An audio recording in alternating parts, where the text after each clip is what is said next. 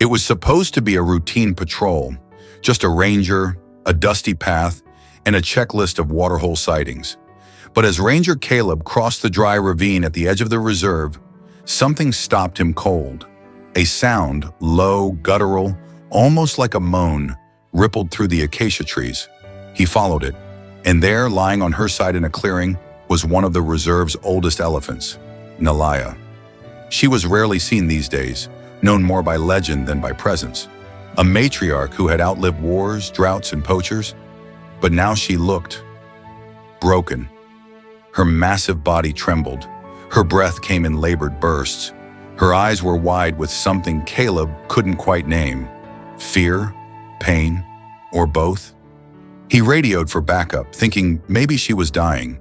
But then, he saw the trickle of blood, and he realized she wasn't dying.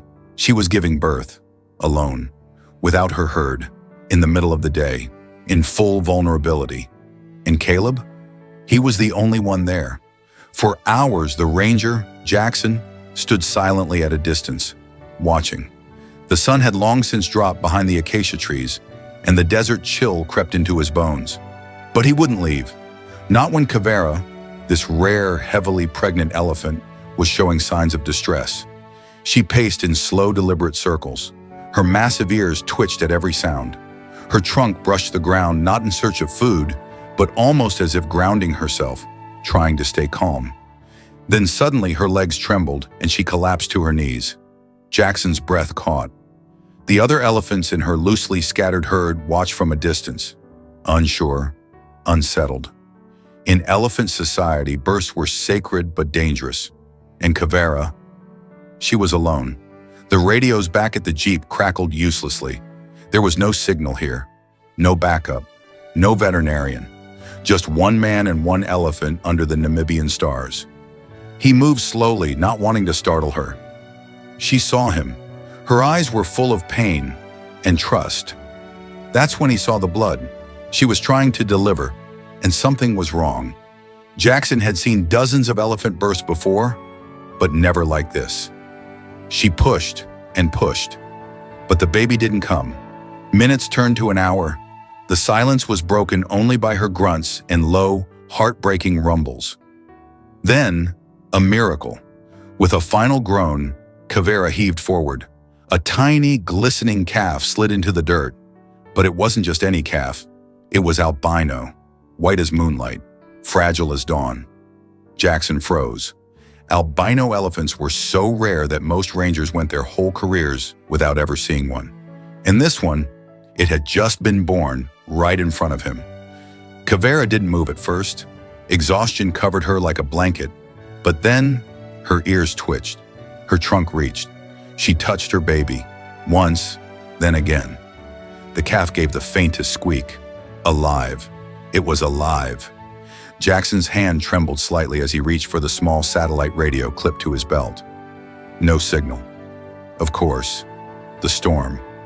He cursed under his breath, eyes darting back to the mother. She was struggling, her massive body heaving, legs trembling, ears flattened against her skull. He'd seen dozens of elephant births before. None like this.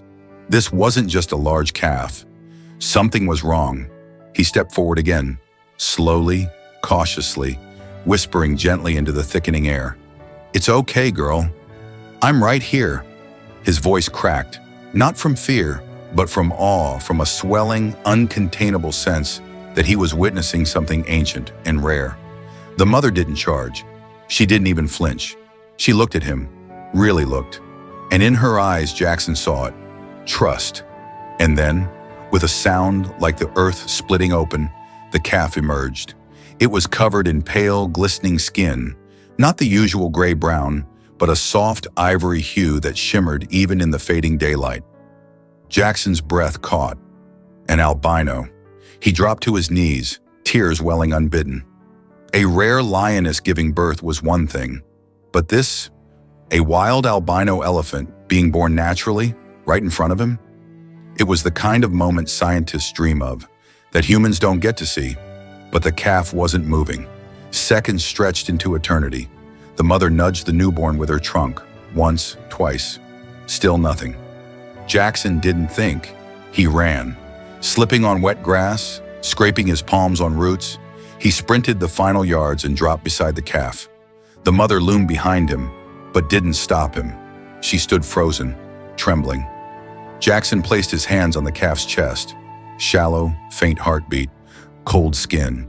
He whispered, "Come on, little one, don't give up now." Then he did something he never thought he'd do. He began chest compressions, rhythmic, careful, useless in every textbook, but maybe not today. And then a cough, a sputter, a tiny trumpet-like sound. The baby moved. The mother let out a low, rumbling cry that shook Jackson to his core. She stepped forward and curled her trunk around her baby, pulling it close. The calf blinked, unsure, then tried to stand, legs wobbling, slipping, collapsing, but alive. Jackson stepped back, hands shaking, soaked in mud and afterbirth and tears. He looked up to the sky just as the last light of day broke through the storm clouds. It didn't feel like a miracle. It felt like something deeper, like the world itself had paused, just long enough for something ancient and sacred to survive. The light hit the calf's ivory skin like a blessing, casting a warm glow across the clearing. The baby, still wobbling, leaned into its mother's side, pressing its small head beneath her belly. The mother responded with a deep, guttural rumble, wrapping her trunk around the calf like a shawl.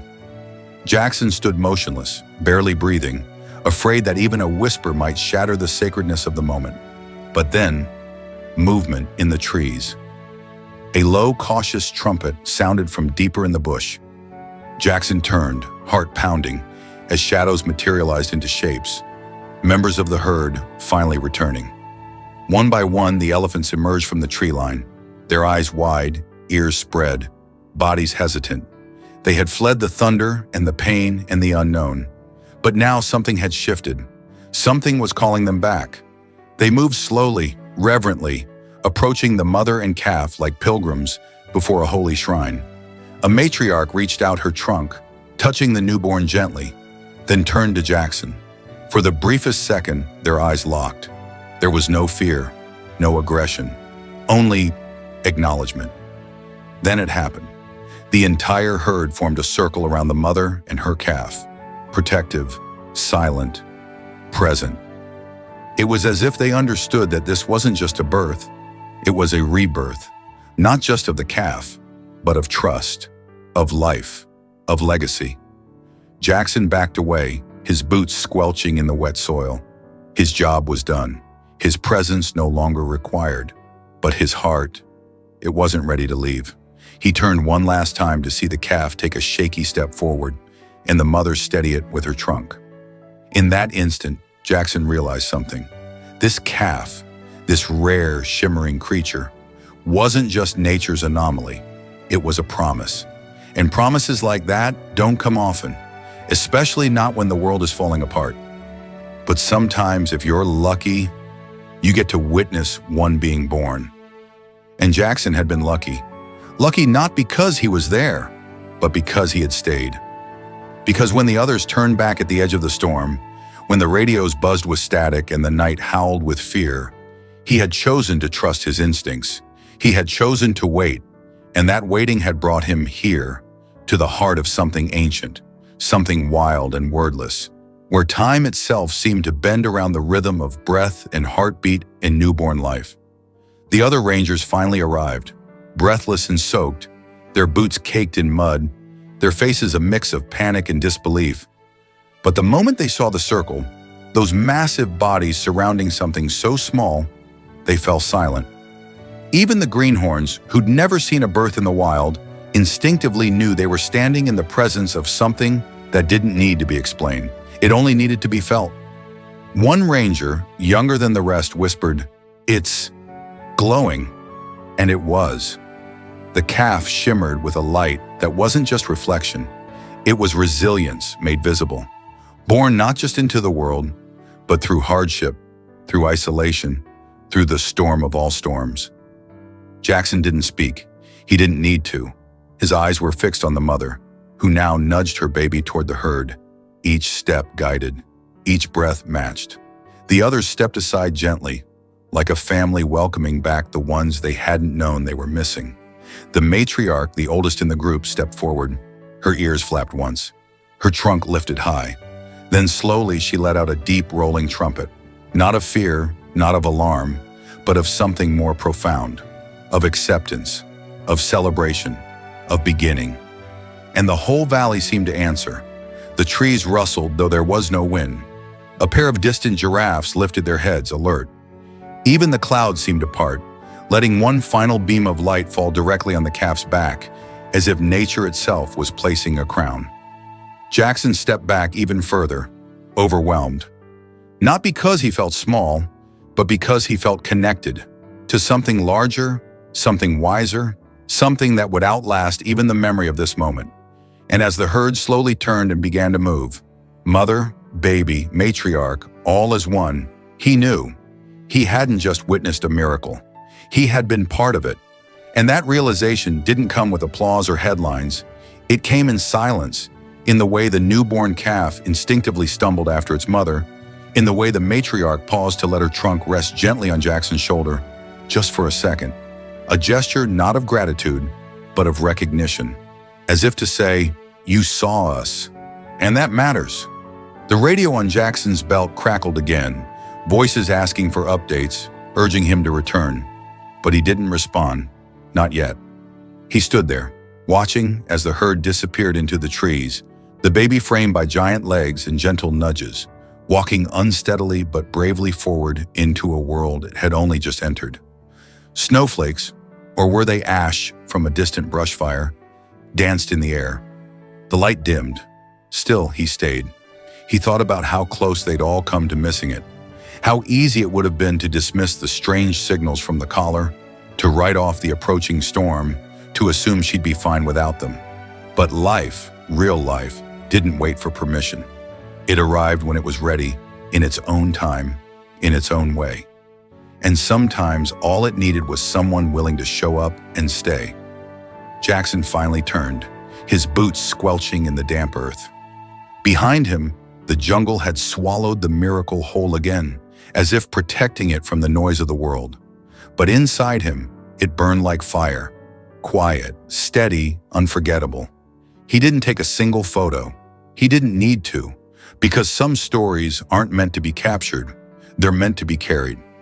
Jackson walked in silence, his breath fogging in the cool air, every step echoing with the weight of what he had just experienced. As he neared the edge of the forest, he glanced back one last time, not out of duty but reverence. The trees had already swallowed the herd's trail, leaving behind only a broken branch here, a dented patch of earth there. And yet, the image of the newborn calf taking its first steps beside its towering mother would be etched into his memory forever. Back at the ranger outpost, the others were waiting. Questions flew at him. Did she give birth? Was the calf alive? Did you film it? But he only nodded, then sat quietly by the stove, letting the warmth soak into his bones. He didn't offer much detail, not because he was hiding something, but because there were no words strong enough to contain what he had witnessed. He simply said, it was something else. That night he didn't sleep. Instead, he replayed every second. The mother's trembling legs, the calf's trembling cries, the way the herd formed a circle around them like a living shield. He thought about the risk they had all taken, the timing that had to align so perfectly, the fragile line between birth and death they had danced upon. And most of all, he thought about the mother, how she had waited, not just for safety, not just for shelter, but for presence, for witness, for someone who would stay. At first light, Jackson checked the GPS collar data again, weak pings in a tight cluster near the old salt pan. Heat would come fast today, brutal and unforgiving. An albino calf meant sensitive skin and eyes. The sun could be as dangerous as any predator. He loaded canteens, a field tarp, and a battered first aid kit into the Land Cruiser and rolled out before the kettle on the stove even warmed. He found them where the ground turned chalky and white, the mother swaying gently, the calf pressed close, blinking against the glare. The herd fanned out in a loose semicircle, bodies like boulders, rumbles thrumming through the earth. Jackson parked well outside their arc. No sudden moves, no engine revs. and then did the only thing he could think to do. He pivoted the cruiser until its shadow fell long and clean across the pan. The matriarch watched, ears forward, weighing him. Jackson waited, hands open at his sides, heart thudding hard enough to feel in his teeth. Then the mother nudged the calf. 1 step, 2, into the shade. The calf exhaled, more a sigh than a sound, and blinked easier. The matriarch's head dipped, almost imperceptibly, and Jackson understood. They weren't asking him to lead. They were allowing him to help. He kept the radio silent and worked with the smallest gestures. He poured water into a shallow hoof print near the shade line, just enough to pool. The calf sniffed, slurped, sneezed, tried again. Behind them, younger females shifted, creating a living barrier, while the mother lowered herself enough for the newborn to search. It took several attempts, wrong angle, weak legs, frantic rooting, until the calf finally found and latched. The mother's whole body softened. The rumbles around them deepened, harmonized, like a chorus learned long before language. A dust devil spun at the far edge of the pan. With it came trouble. 2 adolescent bulls, restless and swaggering, drifted closer, testing the herd's patience. Jackson didn't move, didn't shout. He was irrelevant to this conversation. The matriarch stepped forward, planted both forefeet, and sent a low, rolling warning that vibrated through Jackson's boots. The bulls hesitated, tossed their heads, and peeled away, muttering in trumpets that sounded a lot like bravado losing its courage. The heat climbed, flies gathered. Jackson shifted the cruiser a single yard to keep the shadow aligned as the sun arced. No one told him to. No one needed to. When he stopped, the matriarch flicked an ear as if to say, "That's enough. We've got it from here." He eased back a few paces and simply stood, part of the landscape, breathing when they breathed, still when they stilled. A pair of oxpeckers landed on a cow's spine and clicked like tiny metronomes. The calf, shaded and fed, tried a wobbling circle and nearly toppled. 3 trunks shot out in the same instant. Mother, aunt, matriarch, catching, steadying, lifting with a tenderness that made Jackson's chest ache. By late afternoon, the wind shifted, carrying the smell of distant rain. The mother rumbled, a soft, private note meant for one listener, and the calf pressed in close again, content to be guided. The herd formed up without drama, a fluid geometry older than maps. Before they moved, the matriarch drifted toward the edge of their circle and paused where Jackson stood. Not close enough to touch, never that, but close enough that he could feel the subsonic tremor in his ribs when she spoke. It wasn't gratitude he heard, not exactly. It was inclusion. You stayed, now watch us go. When they finally stepped off the salt pan, they didn't skirt around him. They passed by him, mother, calf, aunties, juveniles, threading their great shadows across his boots. The pale calf looked up once, blinking, as if memorizing the shape of his silhouette on the ground. Then the herd followed the faint, ancient groove of an elephant path and folded themselves back into the scrub, the rumbles fading into a kind of quiet that wasn't silence so much as peace. Jackson didn't follow. He turned the engine over, let it idle, and stared at the long, dark triangle of shade his vehicle had drawn across the pan. It would disappear in minutes. The sun takes back what it gives. But for a little while, just long enough, he had drawn a line the wild could use, and the wild had accepted. He sat there until the first drops of rain stippled the windshield, until the heat broke, and the wind carried the smell of damp dust and crushed leaves. Only then did he reach for the radio, thumb hovering over the transmit button, trying to decide how to translate a day like this into words that wouldn't break it. He couldn't. So he said what mattered. Mother up, calf nursing, herd intact, moving west. And as the storm moved in, the valley answered with distant thunder, soft, approving, like applause meant for something that doesn't need an audience. Jackson didn't drive off immediately. He sat there, both hands on the steering wheel, watching the last ripples in the dust settle. He could still see the faint imprints, the oval pads of the matriarch, the smaller, unsure tracks of the albino calf, fading with the shifting wind. But they were there, evidence, not for a report or a photo, just for him, just for this moment.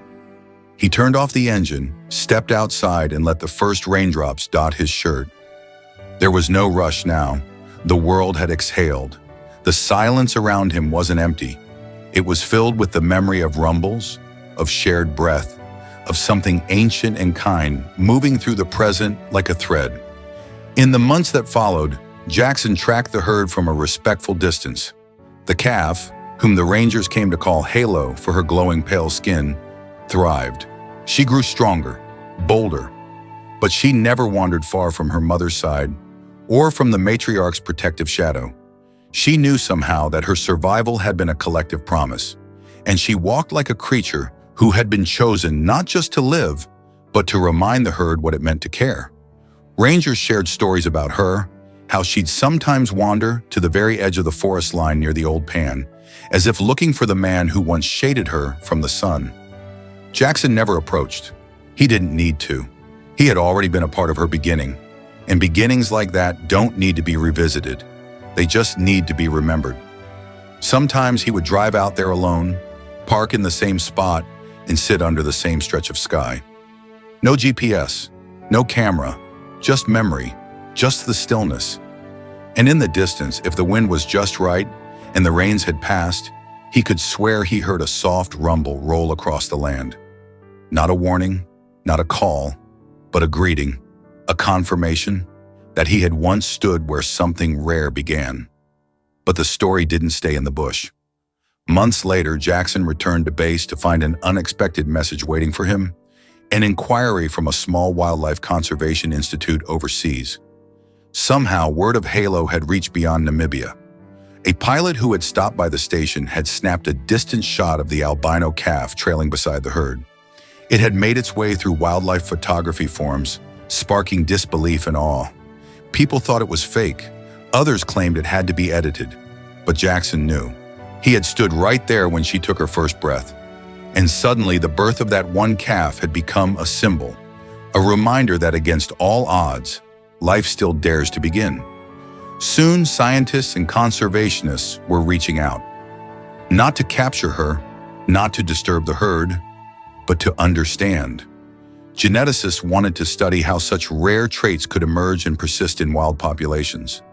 Ecologists were fascinated by the herd's behavior, how they had adapted and even rallied around the pale, fragile calf, treating her not as different, but as sacred. And through it all, Jackson remained quiet. He didn't give interviews. He didn't publish the footage he had. He didn't need the credit, because what he had witnessed wasn't for fame or funding. It was a moment born of timing, trust, and mercy. A rare creature, yes. But rarer still was the way her family treated her. Not as a burden, not as an anomaly, but as a miracle. A living reminder that sometimes the wild doesn't just survive, it heals, it remembers, it protects. Even what it's never seen before, even what the world tells it shouldn't belong. But in Etosha, Halo belonged more deeply than anyone imagined. As the dry season stretched on and waterholes shrank to cracked earth, Jackson watched how the herd began to move differently, almost intuitively, shielding the pale calf from the harshest sun. The matriarchs positioned themselves on either side of her during long migrations, forming a living barrier against wind and dust. Young bulls, usually aloof and boisterous, began walking behind her as silent sentinels. It wasn't protection by instinct, it was protection by choice. Jackson kept notes, filming from afar, each passing week revealing something he hadn't expected.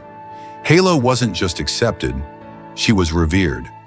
Elephants from neighboring herds approached with uncharacteristic gentleness. Some even reached their trunks forward, not in greeting, but in something closer to reverence. Her presence, delicate and ghost-like, seemed to quiet even the loudest among them. And yet, there was always a risk. Lions began circling closer to the herd during one particularly dry week. Their eyes weren't on the full-grown elephants. They were on the pale calf that stood out like a ghost on the golden savanna. Jackson could feel the tension in the air each time the herd stopped for water. The matriarchs stood tighter. The bulls remained on alert. And Halo? She stayed close to her mother's side, unaware that her uniqueness could one day paint a target on her back. But then something extraordinary happened. On one particularly scorching afternoon, Jackson witnessed a confrontation unlike any he had ever seen. A pride of lions emerged from the brush, 6 strong, lean hunters led by a dark-maned male. They moved with precision, circling the watering hole as the herd drank. Most of the elephants ignored them. Most, except for one. It wasn't Halo's mother who stepped forward. It was a young female, barely out of adolescence, who placed herself between the pride and the calf. She wasn't the largest or most dominant, but she lowered her head, flared her ears, and trumpeted with such thunderous conviction that even the lions faltered. And then slowly, the entire herd moved as one.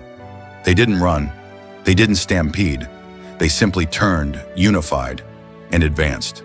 Not with panic, with purpose. The lions, sensing the shift in energy, retreated, not defeated, but warned. It was then Jackson understood something even deeper than rarity or instinct. This calf wasn't just another member of the herd. She was a reason to stand, a reason to change formation, a reason for a young female to risk her life for another not of her blood, and a reason for a ranger like him to believe, once again, that miracles don't always look like fire from the sky or signs carved into stone. Sometimes they're pale and trembling, born beneath a blood-orange sunset, and wrapped in the protection of those who choose love over logic.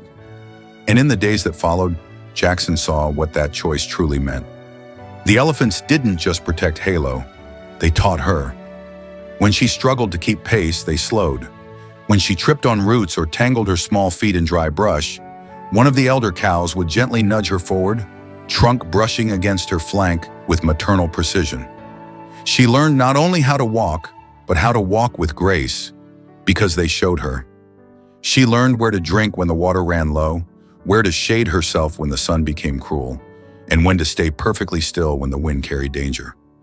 And all the while, her mother never left her side, not for a single step. But perhaps the most remarkable thing was what Jackson couldn't capture on camera. The moments between. He saw Halo lean into another calf her age, not competing, not fighting, but resting their heads together in silent understanding.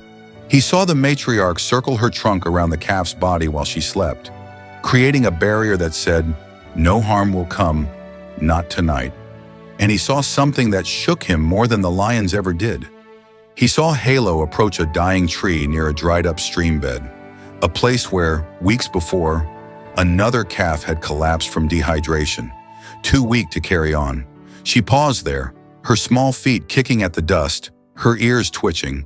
Then slowly, she lifted her trunk and laid it on the gnarled bark, closing her eyes. It wasn't instinct. It was memory. It was grief. Halo, this pale, miraculous calf, was not just surviving. She was remembering. And somehow, in her fragility, she had inherited something ancient, the soul of the herd.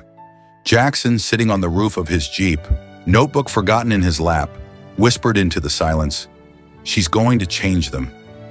Because in that moment, with the wind rising and the sun bowing behind her silhouette, it wasn't the herd teaching Halo anymore. It was Halo teaching them how to slow down, how to feel more, how to become more than survival, how to become family, by choice, not blood. And that was the miracle. Not just that she had lived, but that she had given them something to live for. Months passed, and Halo grew strong, taller, braver, more aware of the world than most calves her age. She had never known fear the way others had, because she was born not in solitude but in arms, wrapped in a ranger's coat, beneath a sky split by thunder and love. Jackson eventually packed up his camp. Other assignments called, other wild miracles needed witnessing. But before he left, he made one final visit. He found the herd grazing quietly along a ridge, their silhouettes outlined against the soft lavender dusk. And there she was, Halo, nudging a younger calf, guiding it towards shade, just as her mother once guided her. She was no longer the frail newborn hidden beneath Malia's legs. She had become something else entirely, a beacon. As Jackson turned to go, Halo raised her trunk, not in warning, not in fear, but in recognition. A soft, sweeping arc through the air, as if to say, "I remember you." He smiled, Because sometimes the greatest miracles don't roar or thunder or make headlines. Sometimes they just grow, quietly beneath the watchful eyes of those who dared to care when it mattered most. If this story touched your heart, don't forget to like, share, and subscribe for more miracles that remind us what truly matters.